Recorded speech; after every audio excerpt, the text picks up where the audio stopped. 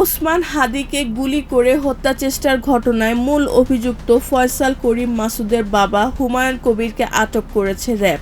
আটকের পর নরসিংদী থেকে দুটি পিস্তল ও একটি পিস্তল সদৃশ বস্তু উদ্ধার করা হয়েছে, যার একটি হাদির উপর হামলায় ব্যবহৃত হয়েছে বলে ধারণা করছে র‍্যাব।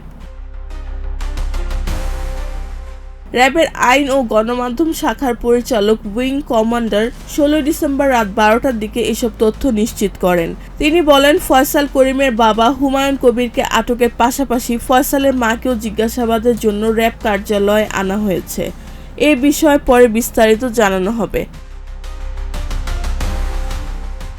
এর আগে মামলার তদন্তে ফয়সালের স্ত্রী বান্ধবী শ্যালক হামলায় ব্যবহৃত মোটরসাইকেলের মালিক সন্দেহে একজন সহযোগী কবির এবং তাকে পালাতে সহায়তা অভিযোগে সীমান্ত এলাকা থেকে আরও দুজনকে গ্রেফতার করা হয়। হাদিকে গুলি করে হত্যা চেষ্টার ঘটনায় পরিবারের সম্মতিতে রোববার রাতে পল্টন থানায় হত্যা চেষ্টা মামলা করেন ইনকিলাব মঞ্চের সদস্য সচিব। এদিকে গুলিবিদ্ধ শরীফ ওসমান হাদি বর্তমান সিঙ্গাপুর জেনারেল হাসপাতালে চিকিৎসাধীন। সোমবার সন্ধ্যা ৬টা ৫০ তাকে হাসপাতালে ভর্তি করা হয়। হাসপাতালে কর্তৃপক্ষ তার চিকিৎসার জন্য একটি বিশেষায়িত মেডিকেল টিম গঠন করেছে।